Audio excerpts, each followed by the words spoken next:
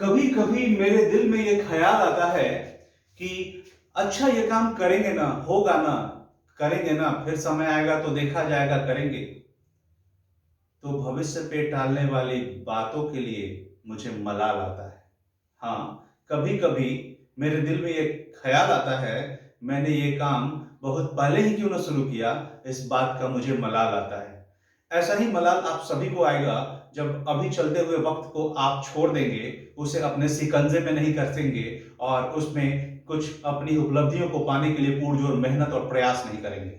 इन्हीं शब्दों के साथ, जैसा कि पिछला क्लास मैंने टेंस से रिलेटेड लिया था, उसका स्ट्रक्चर्स बताया था, तो अब मैं आपको आज वॉइस उसी के पैटर्न पे बताने जा रहा हूं। एक ही एग्जांपल लूंगा, उसके सारे प्रारूपों में कन्वर्ट करूंगा, ताकि मेरा यही उद्देश्य है कि जो टेंस आज बच्चों के लिए या बड़ों के लिए टसन बन गया है, जो नहीं सीखे हैं, उस टेंस को ही टेंशन दे देना है। ऐसा हम लोगों को मिल करके करना है।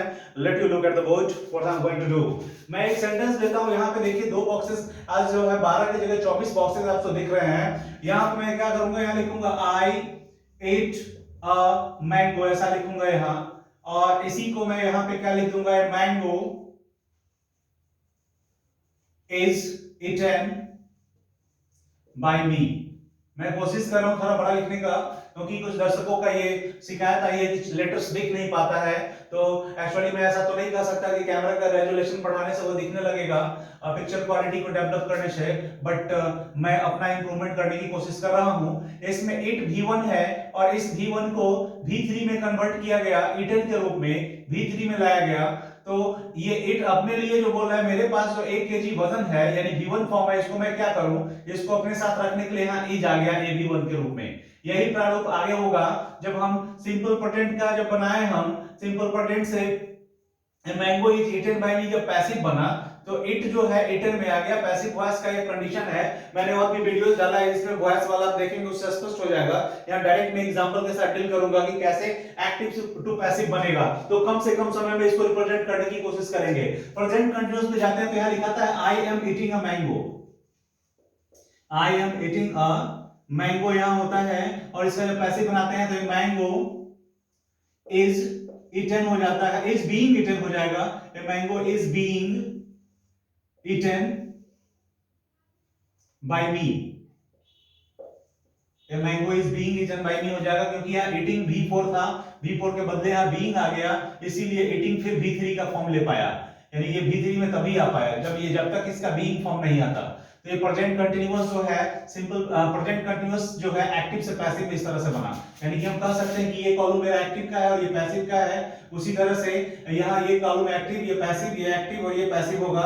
सारे कॉलम को हम भरने जा रहे हैं। अभी यहाँ पे लिखेंगे I have eaten a mango, or a mango has been eaten by me हो जाएगा। यहाँ has been क्यों हो गया, क्योंकि ये मैंगो था इसलिए इसके साथ has लगा, आई था इसलिए यहाँ से have लगा हुआ था। और मेनली eaten जो है V3, यही यहाँ पे been के रूप में आ गया, AB3 के रूप में, तब eaten फिर V3 ले पाया। तो मेन वर्ब जो है वही पैसिव वॉइस हमेशा V3 मांगता है, और इसीलिए इसके सपोर्ट में जो है पहले के वाला V3 के लिए एक्सुअलिस वर्ब उसी फॉर्म का हम लाते हैं। फिर यहां पे लिखते हैं I have been eating a mango, a mango has been being eaten by me हो गया। यहां देखिए बीइंग ईटन, यहां पे ईटिंग है इसलिए यहां बीइंग आया और तब ईटन में बना, और बीन तो पहले से था तो पहले से बीन आया नहीं। ठीक है, हैव था तो ये हैज में बदल गया, क्योंकि ये मैंगो यहां से यहां सब्जेक्ट बन के आ गया है, इसलिए यहां हैज लग गया।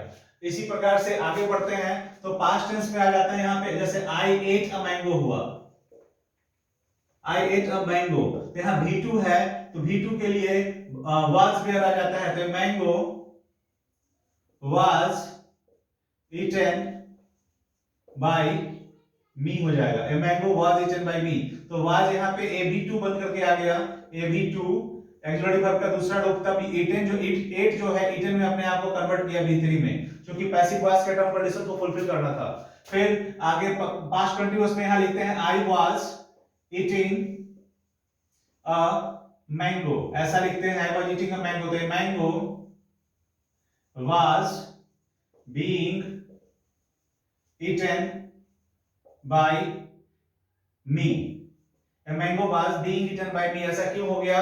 देखिए ऐसा इसलिए हुआ क्योंकि यहाँ ईटिंग था, V4 फॉर्म था, इसको V3 में लाना था, तो V4 के लिए बीइंग V4 बन के आ गया और तब PV3 ये बना। प्रिंसिपल वर्ब का थर्ड रूप या मेन वर्ब का थर्ड रूप बोलिए, तो पैसिव वॉइस का थर्ड फॉर्म मिल गया इसे, ये अपना अपना जो भी रिक्वायरमेंट था वो फुलफिल करके अपना अर्थ स्पष्ट करा रहा है। आगे बढ़ते हैं पास्ट में, फिर पास्ट परफेक्ट में तो यहाँ हो जाएगा I had eaten a mango, ऐसा लिखते हैं, तो mango had been eaten by me हो जाता है। ये mango had been eaten by me, ऐसा क्यों हुआ? क्योंकि हैड तो था ही, तो हैड आ गया, ये मैंगो इधर आ गया, ईटन जो है यहाँ V3 है, तो V3 के बदले में यहाँ पे बीन आ गया है V3, तो ये फिर पैसिव वॉइस के अकॉर्डिंगली ये V3 ले लिया, पैसिव वॉइस बन गया इसका। आई हैड बीन, अगला है I had been eating a mango, इसको बनाते हैं mango had been being eaten by me. अब यहां क्या हुआ? यहां पे हैड है ही, यहां भी हैड था, बीन यहां भी है, यहां भी है, ईटिंग में जो है डिस्ट्रीब्यूट हुआ, ईटिंग बीइंग और ईटन में डिस्ट्रीब्यूट हो गया ईटिंग को, इसका V4 फॉर्म के लिए बीइंग लग गया और V3 फॉर्म के लिए ईटन में खुद आ गया, क्योंकि पैसिव वॉइस का रिक्वायरमेंट को फुलफिल किया। सब जगह वो चीजें हम लोग देखते आ रहे हैं। फिर आगे बढ़ते हैं फ्यूचर में, यहां लिखते हैं आई शैल इट अ मैंगो, ऐसा लिख दिया हमने, तो इसको जब बनाएंगे हम लोग, यहाँ पे इट खुद है, पैसिव इट V1 में है यहाँ पे, तो पैसिव वॉइस में क्या होता है, ए मैंगो के साथ विल लग जाएगा और बी खुद आ जाता है V1 के रूप, be a mango will be eaten by me हो जाएगा, यानी बी खुद AB1 के रूप में आ गया, यानी कि बी का ही फॉर्म प्रेजेंट टेंस में इजमार था जो यहां लगा, और पास्ट टेंस में वाज वेयर था जो यहां लगा, और फ्यूचर टेंस में शैल बी विल बी होता है, तो वह बी खुद अपने यहां पे आ जाता है, बी का खुद फॉर्म अपना होता है, बी वाज बीन बीइंग, तो पांचवा फॉर्म इसका नहीं होता है, तो बी खुद अपने V1 के रूप में AB1 के रूप में आ गया, और तब पैसिव वॉइस जो है इट से ईटन में कन्वर्ट हुआ। अब आगे जब फ्यूचर कंटीन्यूअस में जाते हैं, तो आई शैल बी ईटिंग अब मैंगो रहता है, ये लिखा हुआ यहाँ पे बी पहले से रहता है और ईटिंग भी रहता है, तो इसके लिए हम क्या करेंगे, ये मैंगो विल बी, बी लग जाएगा यहाँ पे, अब ईटिंग के बदले फिर बीइंग लगेगा, बीइंग, तब ईटन V3 फॉर्म वॉइस का फुलफिल होगा, V3 PV3 हो गया ये, बाय मी।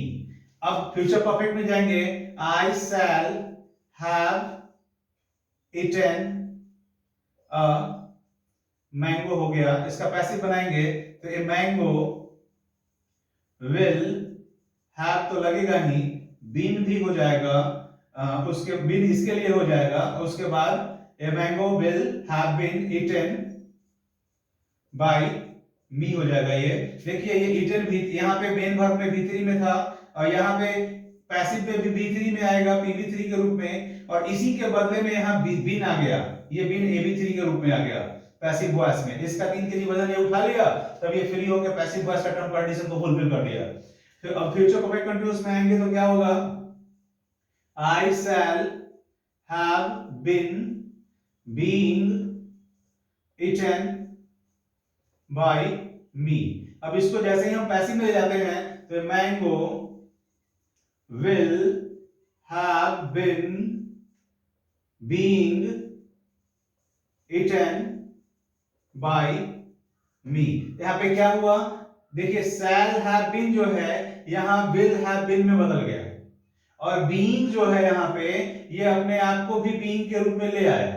मेन वर्ब किसके साथ, ईटन के साथ हुआ, कि ईटन अपने आप को यहां पे लिखा हुआ है I shall have been eating a mango, sorry यहां पे होगा I shall have been eating a mango होगा, एक्टिव ये तो फ्यूचर में है ना, ये सही था, I shall have been eaten, I shall have been eaten, I shall have been, ये हो गया आपका फ्यूचर का future perfect, future perfect continuous, I shall have been future perfect हो गया, ये फ्यूचर परफेक्ट का एक्टिव पैसिव बनाना, I shall have been eating a mango, ये रहेगा ईटिंग, ये सही था, ईटिंग अ मैंगो।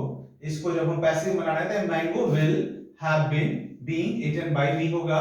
कैसे होगा? क्योंकि यहाँ बीइंग ईटन, ईटिंग जो है यहाँ V4 में था, इस V4 के लिए हमको यहाँ बीइंग A V4 लाना पड़ा, ठीक है। और उसके बाद इसका V3 फॉर्म जो पैसिव वॉइस मांग रहा है वो V3 फॉर्म में आ दे दिए। तो I shall have been eating a mango यहाँ लिखा हुआ है, इसको जब हम पैसिव बनाएंगे तो मैंगो विल हैव बीन इतना रहेगा, शैल हैव बीन के बदले विल हैव बीन हो जाएगा, और उसका ईटिंग जो है वो अपने आप को कन्वर्ट करेगा बीइंग प्लस ईटन में, यानी कि आईएनजी फॉर्म के लिए AB4 आ जाएगा और V3 जो है पैसिव वॉइस के टर्म कंडीशन के अकॉर्डिंगली आएगा।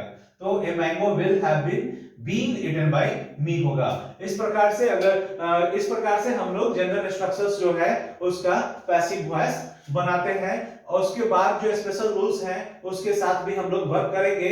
फिलहाल इसको अपने ध्यान में रख लेना है, खासकर उनके लिए भी ये हेल्पफुल होगा जो इंग्लिश ग्रामर में specially tense, subject verb agreement, voice, narration, इन सब चीजों में समस्याओं का सामना करते होंगे। वो उनके बेसिक प्रॉब्लम्स तो उनका निश्चित रूप से रिजॉल्व हो जाएगा। आज के लिए इतना ही। Have a good day, bye bye.